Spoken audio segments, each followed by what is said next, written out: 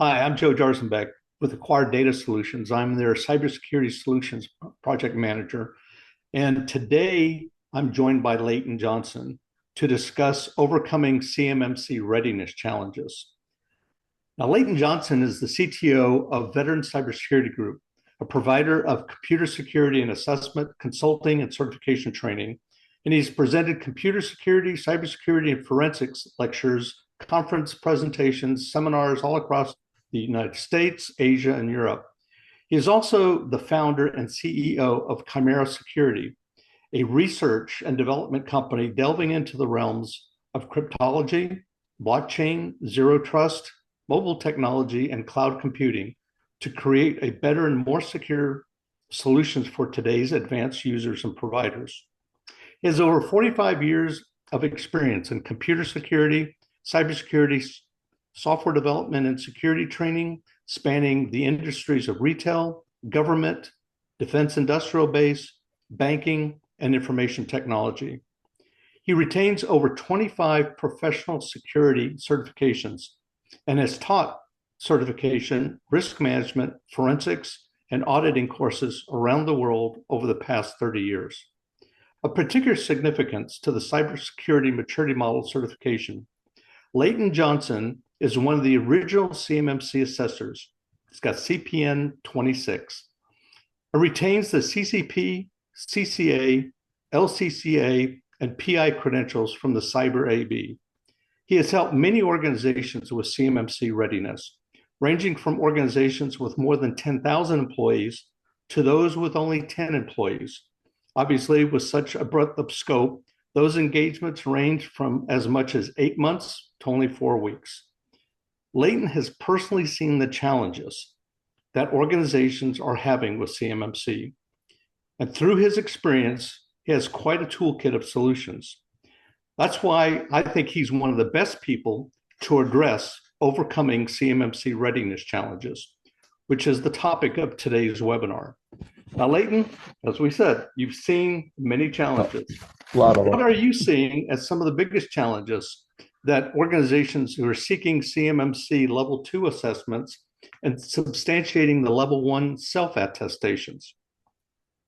Well, from my perspective, the biggest issues have been around, one, understanding how much is actually covered and how much is not covered in each particular organization. Because, of course, every organization is designed different.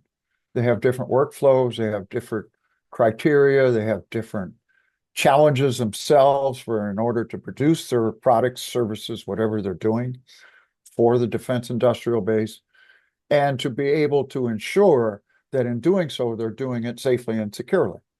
And so what we have seen, especially in the last couple of years, is organizations, one, were sitting waiting to see if CMMC was actually going to start, Yes. number one, and not really jumping forward and getting out in front of everything. Mm-hmm. And number two, what they needed to cover, they have very little real true information about what is necessary. For example, in encryption, everything has to be AES 256 federal encryption standard base, whereas most commercial mechanisms are not at that level. And so this is one of the areas that they have to pay attention to. Another one is understanding multi-factor authentication. Yeah, everybody's got their little stuff that they do with their smart devices and those types of things. And yes, that's necessary. But it's necessary based on what they do and what they touch as far as the information goes. So it's not necessarily always 100% applicable to what they're trying to put in. So these are the types of technical challenges that they run into. There's, of course, obviously administrative challenges, understanding policies, understanding the government's requirement around how policies are to be constructed. There's also the physical side. What do they have to have? What do they need to do? Do they allow someone who's not necessarily covering CUI information into the facility that does? And those types of things. So these are all the general areas of readiness that a lot of contractors are facing as they come up and having to deal with the requirements around CMMC level 1 and then level 2 as a follow-on. Yeah.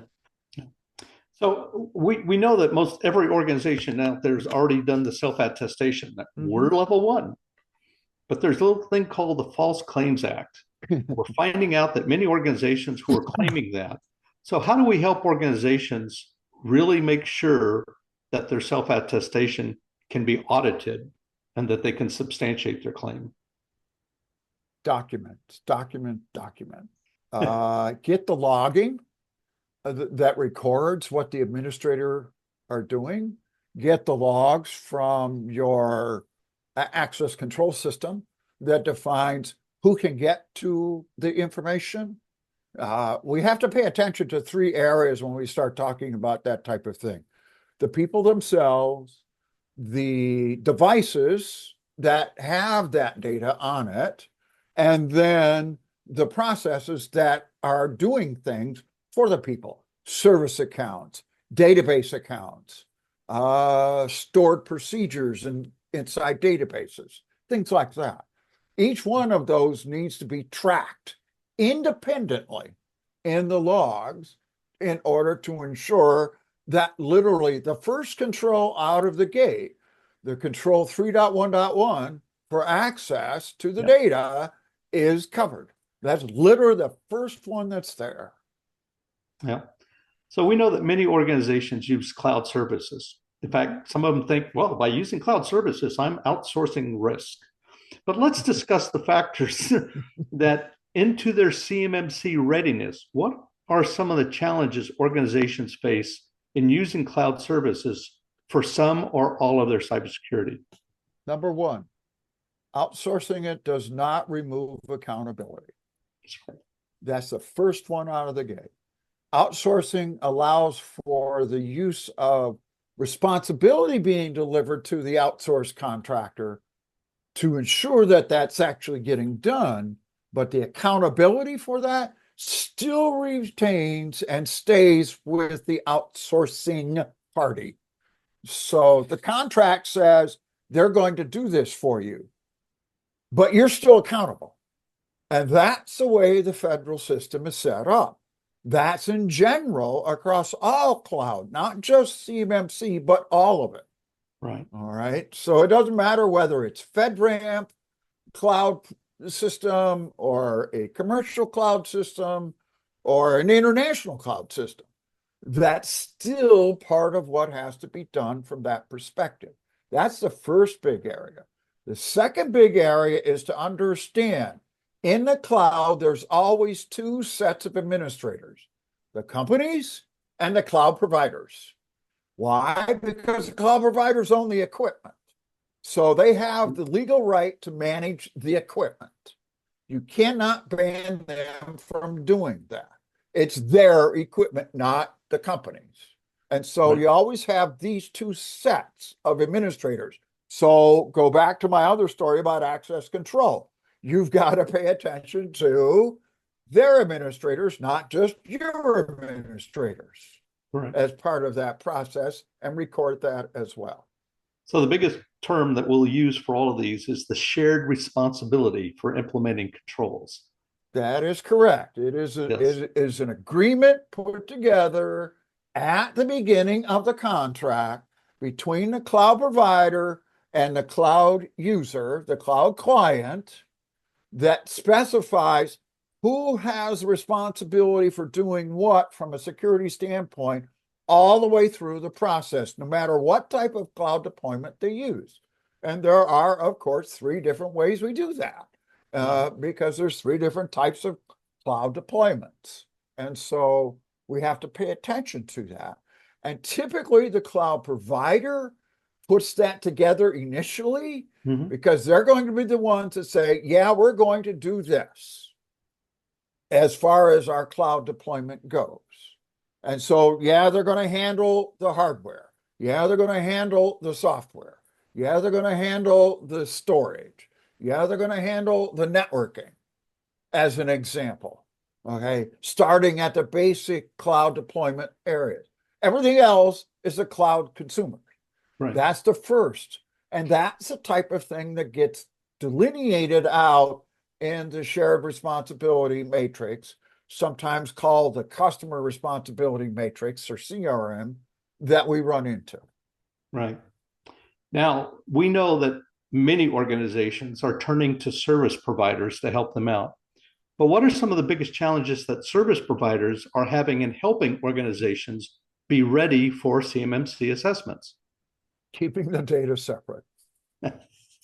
Number one. Managed service providers, external service providers typically have a very large area that they put all of their different customer data together in order to track it, in order to manage it, in order to provide security services, scanning, log management and analytics, those types of things. But each one of these CUI customers that they have has to be managed independently. We typically in the computer security world call that an enclave, where they're all linked together and nothing comes from outside. They can't get the other data to come in that somebody else may be using and providing.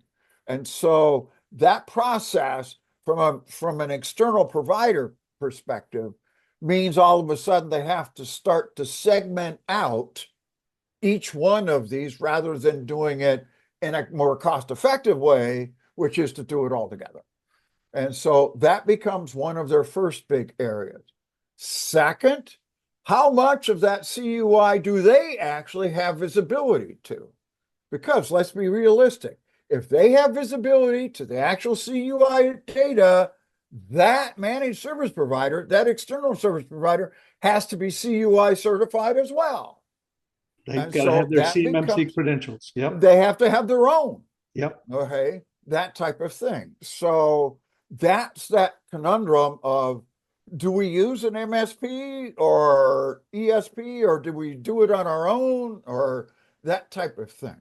Now, that obviously is a business decision, not only a security decision, but a business decision. And so that's where we have to really understand scoping and understanding the full breadth of what the MSP or ESP or the MSSP or the cloud service provider is actually doing for the organization. Now, that can be costly for the MSP because they may have multiple customers that have CUI, which means that they have to be able to account for all of those sections. And so what we have seen is two things happening in the industry, at least in the last 18 to 24 months, which is MSPs and ESPs stepping up and going and getting their own CMME certification, number one. And on the other side is MSPs and ESPs saying, we don't want that business because that costs us too much. And I've seen both happen, literally up to the day before the assessment comes. I've seen MSPs shut down to their customer 2 days before the assessment started. I actually saw that happen with one of my customers. Yeah, well, that's a unfortunate reality in some cases. But the other thing I suspect that many of these service providers are having, and the organization itself has issues with making sure they're scoping it, that they've properly described their system boundaries. Yeah. How does a service provider make sure their client has properly scoped it and probably described their system boundaries? With great deal of communication between the MSP and the service provider and the customer. Not even externally, like in case of someone coming in to do an assessment or something, but no, it's literally that they have to both be very clear on what is and is not part of the picture for CUI and FCI. And what isn't their CMMC activities. And once they get that really, really clear, then they can begin to say, this is covered, this isn't, this is covered, etc. From just an inventory standpoint, let alone the communications that has to take place between the two on a constant basis of what's happening, what's not happening. Because CMMC requires logging. It requires specialized logging for the CUI data. So we know where it is, who has access to it, what's going on with it, etc. In the plants, in the factories, in wherever it may be being processed, for whatever purpose it's getting processed. Because, I mean, we are talking 350,000 companies here. Bit of a So we challenge. have no way to know what may or may not get covered until actually they start to communicate. Right. Now, with all of this going on, I mean, it's a bit overwhelming, even for those service providers. How do they scale to support all the clients, number one, that need their support, but also the ones they'd like to support? Are you seeing scaling issues in supporting clients? I'm seeing them have to adjust their scaling a lot. Okay. I'm seeing managed service providers understanding that this is an entire industry sector that we're talking about here with the DIB. And since there is this 300 to 350,000 companies that are within that, okay, that they do have to understand it. I mean, the other side of that is 15% of DoD supply chain that comes through this is overseas. And so we've got that side of it too. Yeah. I mean, we get F-35 fighter parts from Denmark. We get tank tracks from Germany, those types of things. So we can't discount that that's part of the picture as well. And so we have to understand all of those scenarios as part of those processes. I personally have been working with a service provider who is based in Belgium. They have plants in Germany, and they have 2 facilities in the US. All right. And so we're having to look at all of this and how it all works together. Okay. So we're talking 3 different countries involved: US, Germany, and Belgium, based out of Belgium. That's where their corporate offices are, that have to link because it's all part of the oversight. I mean, they're an international company, those types of things. So this is not new, but this is something that adds another twist to it from a general managed service or any type of service provider's viewpoint. Right. Now, obviously, in order for anyone to scale with this, in order to do it quickly and able to sustain any things that you've already done, automating the process of going from boundary and assets and data flows to generating the evidence of the applicable controls, the fact that systems and networks continue to change, we get new partner relationships. Automation is the only way you're going to be able to do this. Right. So having discussed all these challenges, what are the solutions you see being used and those that have emerged now to specifically address CMMC assessment readiness? What are you seeing organizations do to reduce the cost and effort to be ready for CMMC assessments and audits, such as tools to automate services? You want to go into that detail? Yeah, well, some of the things I've seen in general is the larger service providers, the cloud service providers, have created standardized mechanisms that are CMMC ready. All the main cloud providers, AWS, Microsoft Azure, Google GCP, have created standard deployments for CMMC. Different levels, different criteria based on the sensitivity of the CUI they're using, whether it's level 2 or level 3, as the case may be. Those types of things, they're doing that. Microsoft has it. They have GCC High and GCC as an example. 2 different things. One's a higher rating security than the other. All right. As an example, in general. Now, are there mechanisms? AWS does it through their partner base. I mean, they got 400 partners. At least 150 of those partners deal with CUI, deal with what has to happen. As an example, we start to see those types of things. Then we get down to what's the needed mechanisms around automation you have to have. All right. Start. We've already talked a little bit about it, logging. And what we have today, we have a great deal of automated tools for logging, the security information and event management tools, the security orchestration, automation, and response tools that automatically filter the logs to provide information to the users, to the security people about what's going on with the information. Where is it? What's happening to it? Who's getting to it? All those types of things in automated mechanisms. Those are two big areas already that are evolving and have been evolving over the last 6 to 10 years. Then we have other areas of automation. How do we put the packages together? What do we look at? What are the components that are necessary? Now, conveniently, NIST has produced, as part of the criteria around CMMC and its predecessor mechanisms for the rest of the government, which is SP 800-171, mechanisms by which we can help identify these. What goes into the automated packages? What's necessary to provide? What types of information do you need as part of those mechanisms? They've built whole areas around that based upon the general approach that the government has taken over the last 25 years that's evolved around the tool mechanisms that are available.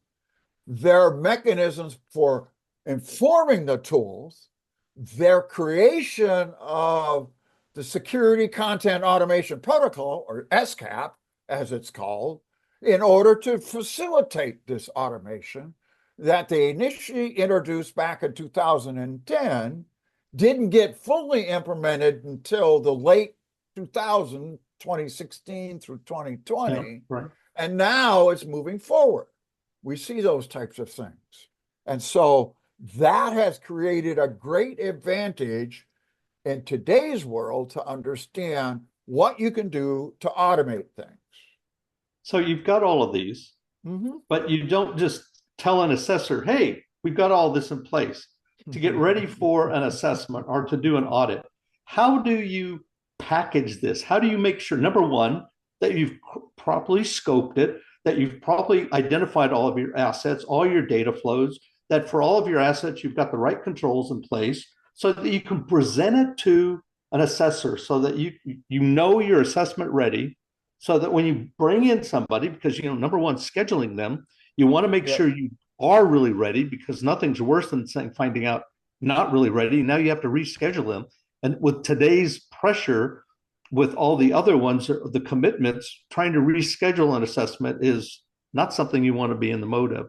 So you've already seen tools like Blade Validate. Yeah. How do you see that helping people be ready for a CMMC assessment and to be able to defend their claims, you know, number one for FCI for level 1, but for level 2 in particular, that they've got everything that's ready? Well, primarily, these tools help organize the information so you know what you have. Number two, it helps define what do you need to have in order to prove what you're doing is what's necessary. And you do that through the use of evidence. And we do that through the use of what NIST has initially called, and what we are still working with, is our assessment objectives. Right. For every one of the controls required that we put in place in order to meet the CMMC level 1, level 2, level 3 requirement, we have a series of assessment objectives which define for us what is the evidence we need to have, who does it need to cover, and how do we prove that what this is what came out of that system. And so for level we look 2, at those things. Yeah, for level 2, you've got 110 controls and how many objectives? 320. Yes. And that's really what they're looking at. The assessors are looking at objectives. That's the one thing you always have to remember. And what are they doing that?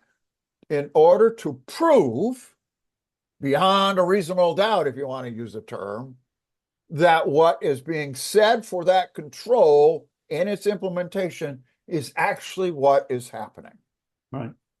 And that's why we do it that way. That's why we split it out. Yeah, we got 110 controls.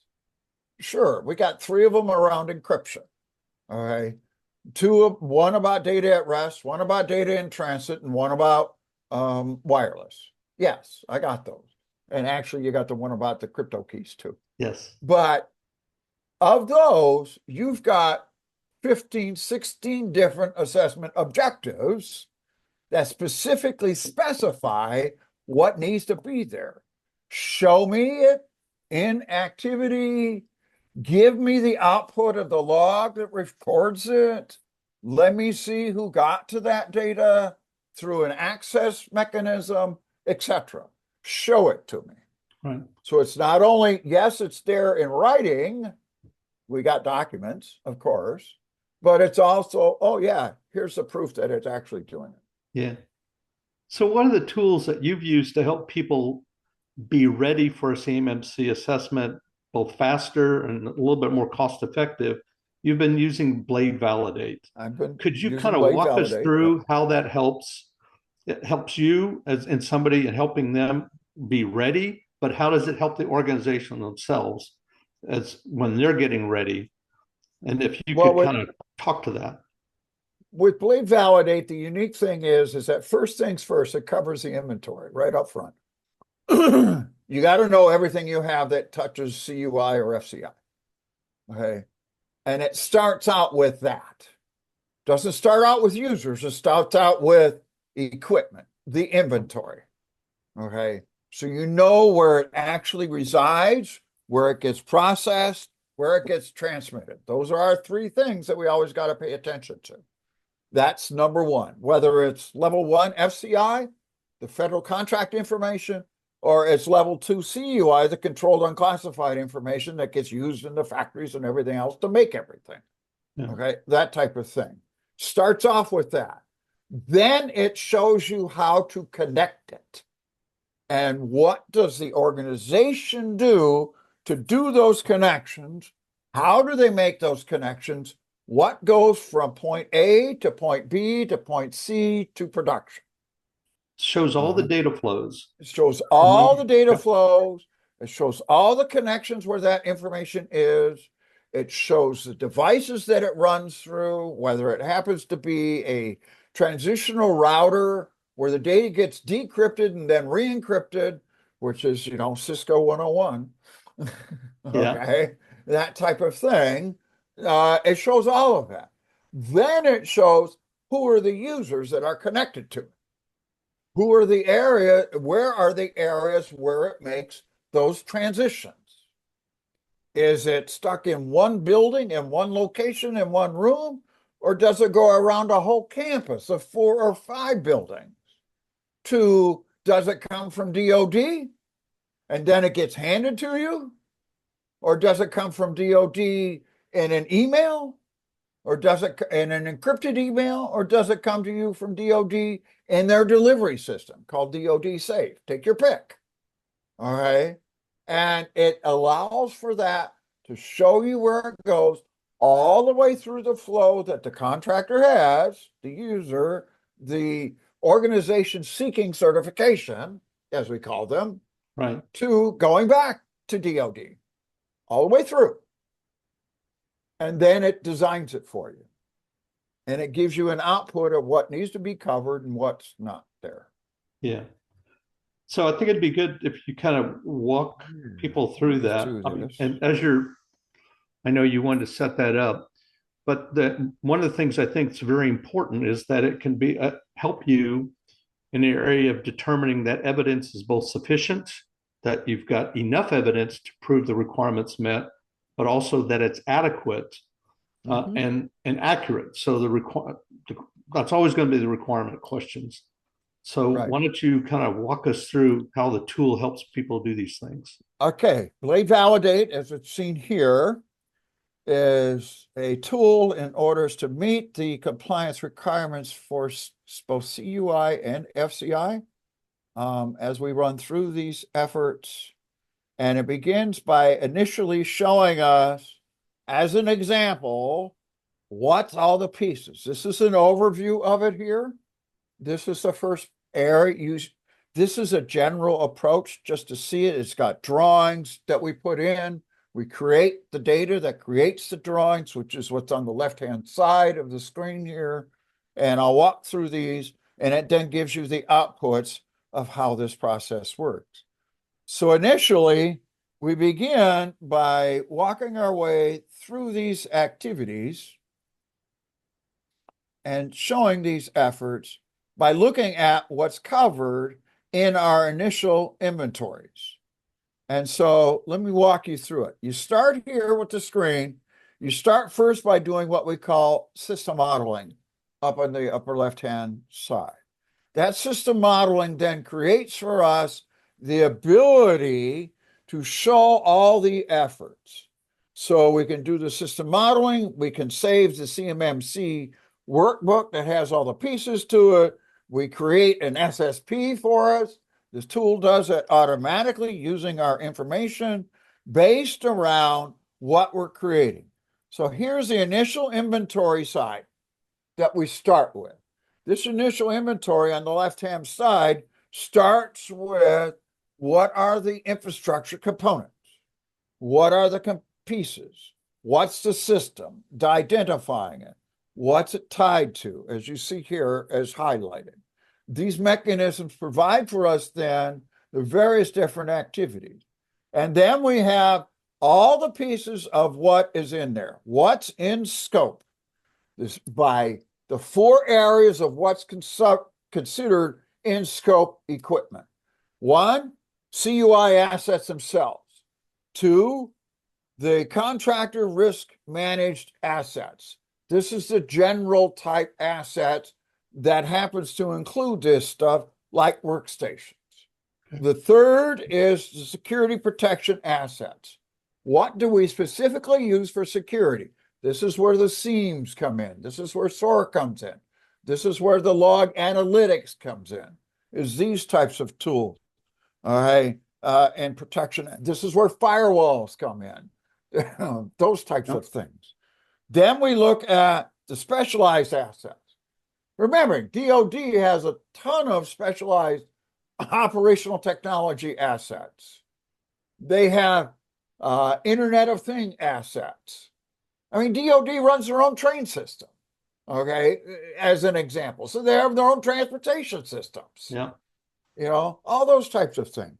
And then we have what's considered out of scope, but in the area that we also have to say, well, that's here, but it's not connected. Okay. For example, I know many organizations have separate mechanisms by which they do their timesheets and their time cards and that kinds of stuff. That would be something that's out of scope, but in area, because that's where the workers are, you know, that type of thing. All right, and it's not connected to CUI, it's not connected to FCI, that type of thing, but it's in the area. So you got to make sure you got that. And that would be considered what's out of scope, for example. Then we look at, as part of these processes, what's considered in scope and out of scope. Then we look at the assets themselves and begin to categorize them as part of what we're working at. Are they actually what we're looking for? We do a selection, create that. As you can see, we go through, is it CUI? What level is this at classification? Is it an input device? Is it a storage device? Is it a process device? Is it an output device? All right, that type of thing that we can work through as part of these processes. And so we create the data types that we're going to be dealing with. Those are what going to go through our flow as part of those efforts. All right, then we go to where do we interchange them between devices within the CUI environment? These we call internal information exchanges. And those internal information exchanges are what create our actual data flow mechanism. From what device to what device, as you can see, you know, and what's the data type that's used, etc. And this is sort of what ends up coming out. You see this type of output there. Once you've created that, then you can see these and see where literally the default, where it starts, is coming from the DoD to the input server for the organization. And it uses and includes the CUI data. And it's all because that's where it's coming from. Okay. So you don't get what's its function because it's all of it. That type of thing as part of those processes. Then we look at the external where it goes in and out. Right? Same type of thing. Where is it coming from? DoD safe to CUI network server. All right. That type of thing. DoD safe to network server for CUI for contract data. That would be the FCI. Okay. That type of thing. And it shows the connections and the external. Now, once we get there, once we have this laid out, now we begin to look to see who's going to be touching the data. All right. And here's where we talk about where are they going to be touching it? Which device are they going touching the data on? That type of thing, as you see here in these efforts. What's the asset type? What are the roles that are related to it? Where is it at? Etc. And then once we move through that, then we move to how's it going to connect? And here's our data flow mechanisms that shows it going through these efforts, what type of data is covered from web client to web server, from web server back up to AWS for the non-CUI data flows, that type of thing as we look at these activities. And so once we do that, then we produce what asset types do they actually have and where's the data stored? Let's be realistic. We got to know where it's stored. Why? Because that's the vulnerable area where nobody's watching.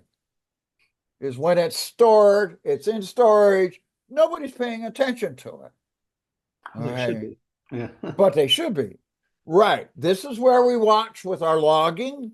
This is where we watch with our automated tools. This is where we watch with our admin councils, those types of things. So we know where it's actually stored in order to understand where the data is when it's stored. And these processes then produce for us the connection.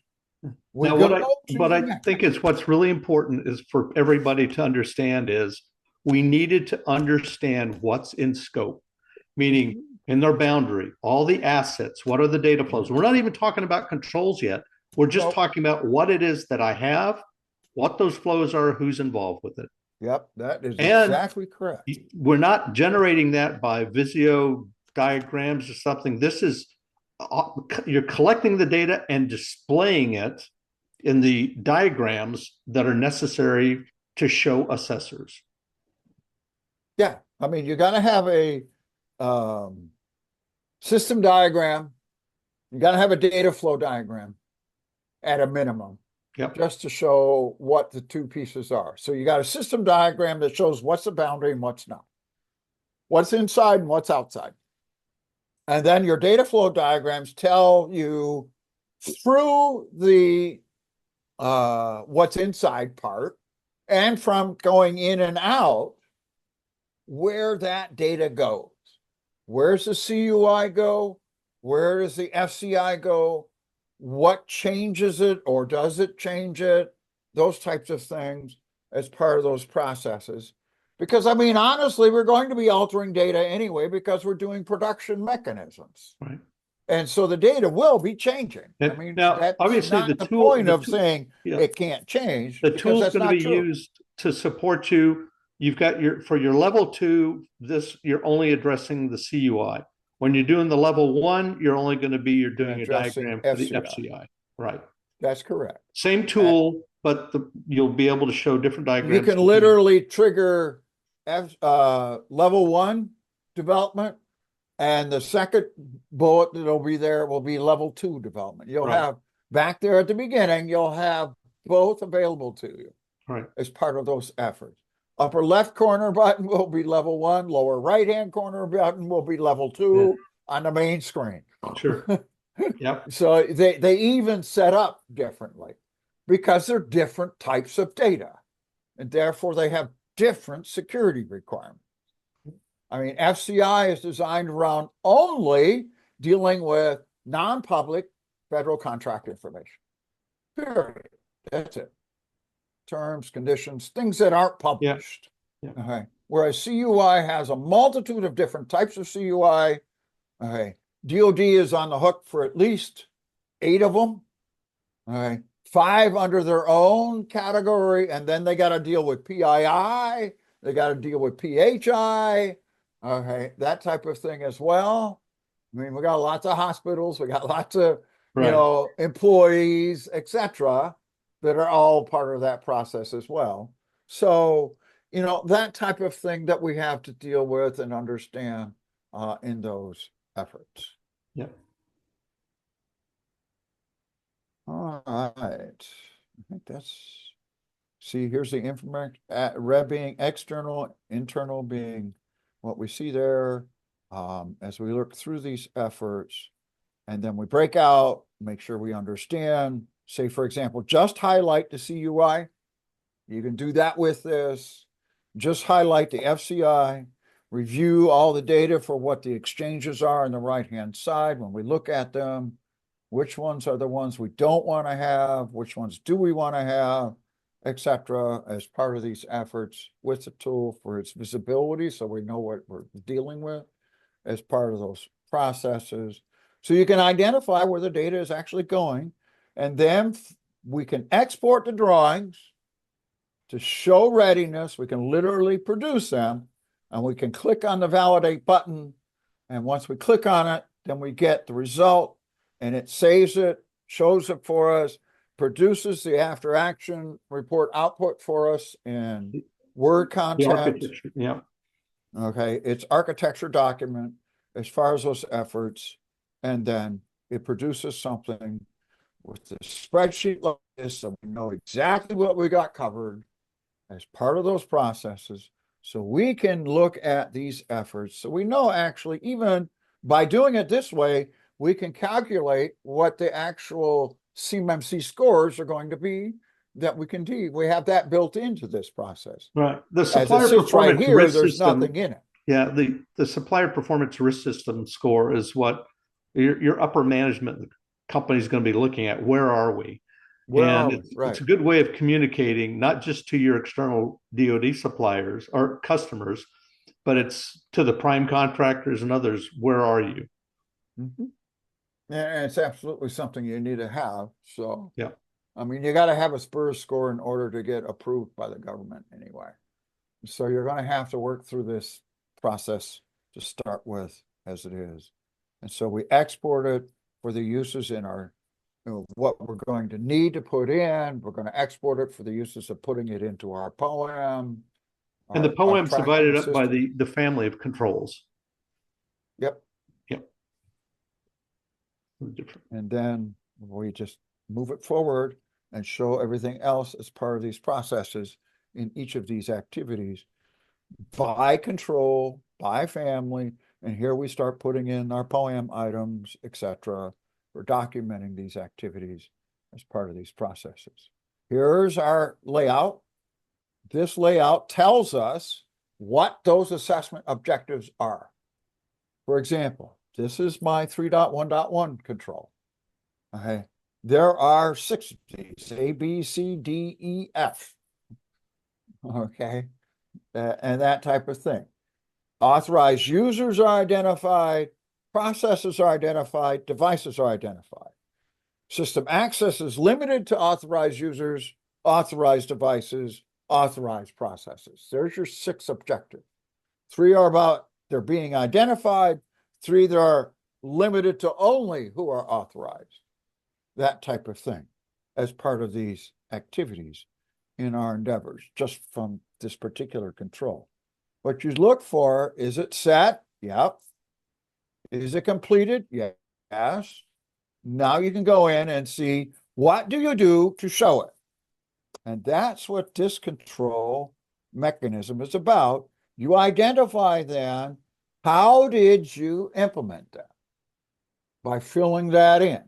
And then you can start to see the areas on the right-hand side, those being green, indicating that you're in compliance, okay, that type of thing, for those areas on those devices, if they're relevant.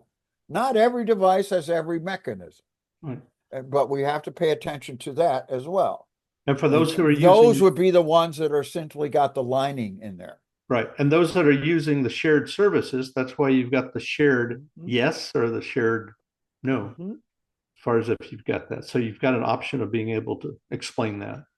Right. And then as you can see, as we fill them in, the Spurs score comes up like it's supposed to.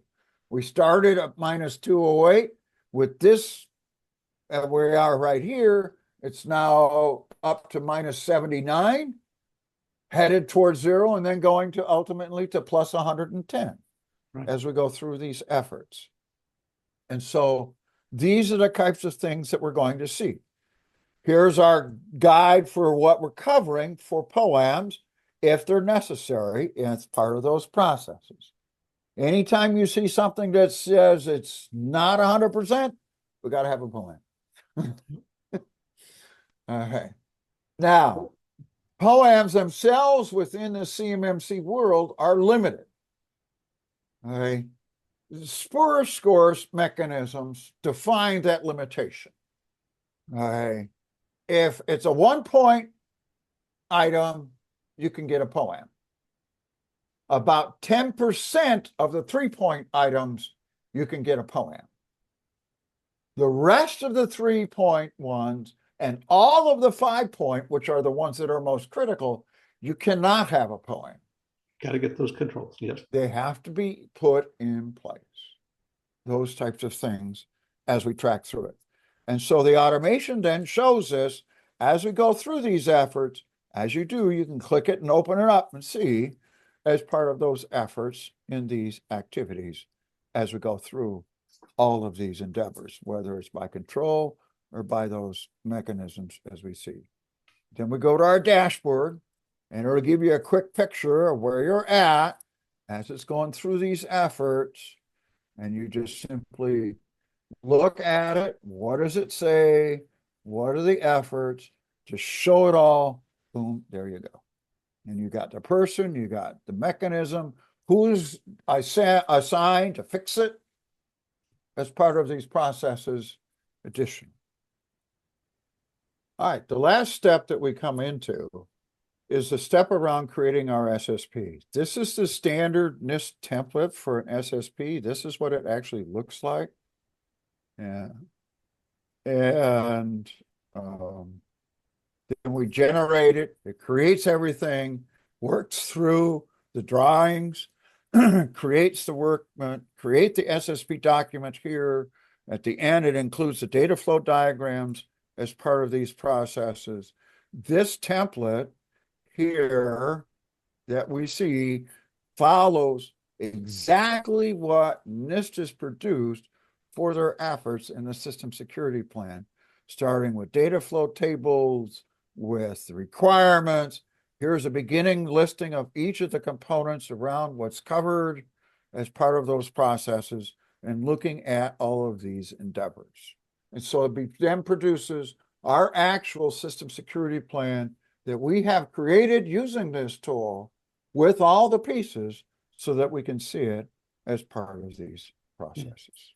So it basically helps you go from your boundary description, that's showing you the diagram, you import that into your documentation. You basically build your binder that you present to your assessor because everything is put together in there. The tool generates that. Oh, by the way, as your system changes, you're going to change that. It'll update the documentation. So your binder that you're presenting and that you're going to continue to sustain your readiness, that'll be updated anytime somebody wants to come in and audit you. You know that you're ready. Absolutely. And that's part of why I like this tool.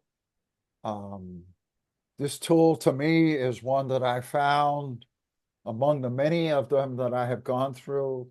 Some other tools have more details around the layout. Lots of them have great details about inventory. Okay, they'll have lots of details about the controls, but then they don't draw anything for you. So you have no idea Right. how it's connected. So you're hoping, in those cases, you're hoping that they drew the boundary correct because the Right, rest you of don't it's know, useless. but you don't know based on the equipment if they did or don't. Right.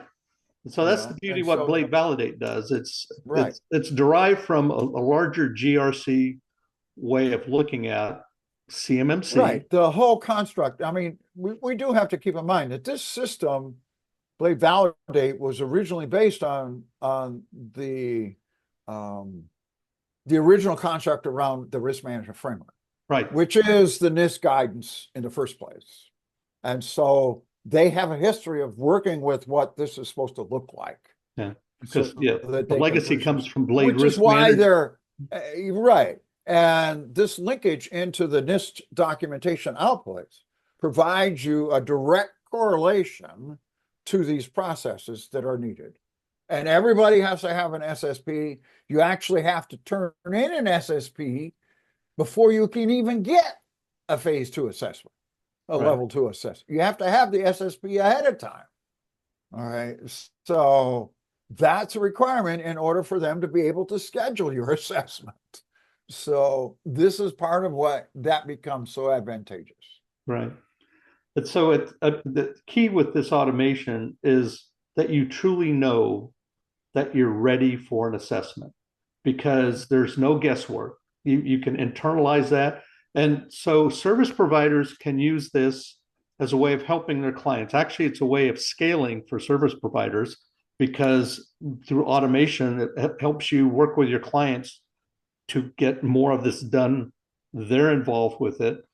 And so I think clients are actually taking more of their ownership, working with their service providers who can now go out and get more clients. So I think it's a Right. win-win for everyone. It's a win all the way across the board for Yeah. everybody.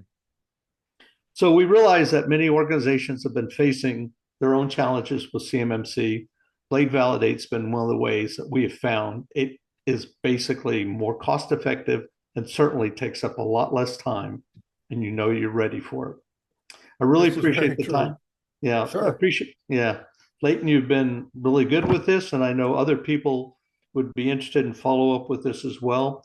Contact details here for both myself as well as Leighton are available, and we look forward to follow on discussions. Thanks, Leighton. Thank you.